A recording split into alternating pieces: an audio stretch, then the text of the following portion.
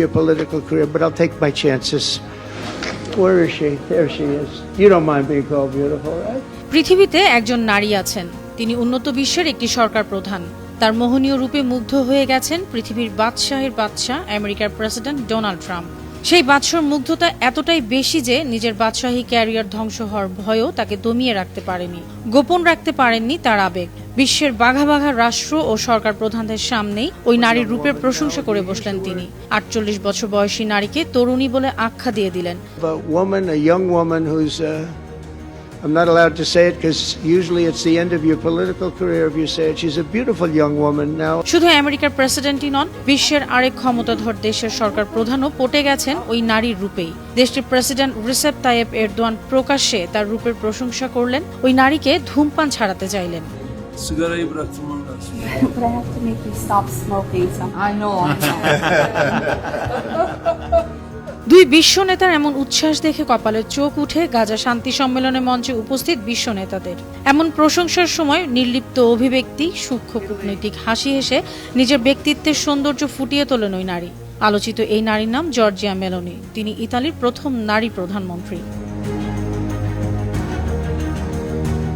২০২২ সালে ক্ষমতায় আসার পর থেকেই ইউরোপের রক্ষণশীল রাজনীতিতে মেলোনি হয়ে উঠেছেন এক অনিবার্য চরিত্র। তিনি ইতালির ডানপন্থী রাজনৈতিক দল ব্রাদার্স অফ ইতালির নেতা। এই সুন্দরী জনপ্রিয়তা শুরু হয়েছে অনেক আগে। ২০১৯ সালে ইউরোপীয় পার্লামেন্ট নির্বাচনে তার দল ৬% বেশি ভোট পায়। ঠিক সেই বছর রোমে এক ভাষণে তিনি বলেছিলেন, আমি জর্জিয়া, আমি একজন নারী, আমি একজন মা, আমি ইতালীয়, আমি খ্রিস্টান, আর তুমি এটা আমার কাছ থেকে কেড়ে নিতে পারবে না। তখন থেকেই তিনি শুধু ইতালির নয়, আন্তর্জাতিক রাজনীতিতে ব্যাপক জনপ্রিয় মুখে পরিণত হন। ১৯৭৭ সালের ১৫ জানুয়ারি রোমে জন্ম জর্জিয়ার। তার বাবা ফ্রান্সিসকো মেলোনি ছিলেন কর উপদেষ্টা, আর মা অ্যানা প্যারোটা ছিলেন লেখিকা। ছোটবেলাতেই বাবা পরিবার ছেড়ে চলে যান। রোমের সাধারণ পরিবেশে মাই তাকে বড় করে তোলেন। ২০১৫ সালে ইতালির এক টেলিভিশন চ্যানেলের সাংবাদিকের সঙ্গে তিনি লিভ ইন সম্পর্ক গড়েন।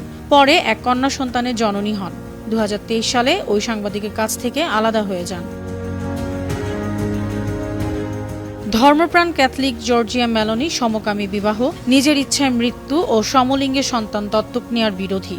গাজা সম্মেলনে ট্রাম্প ও এরদোয়ানের মুখে তার প্রশংসা তার কূটনৈতিক প্রভাবকে আরও জোরালো করেছে। বিশ্লেষকরা বলছেন, এমন মুহূর্ত কাকতালীয় নয়, মেলোনির বাড়তে থাকা আন্তর্জাতিক প্রভাবেরই প্রতিফলন। অনন্যা চৈতি, আন্তর্জাতিক ডেস্ক, বানো টিভি।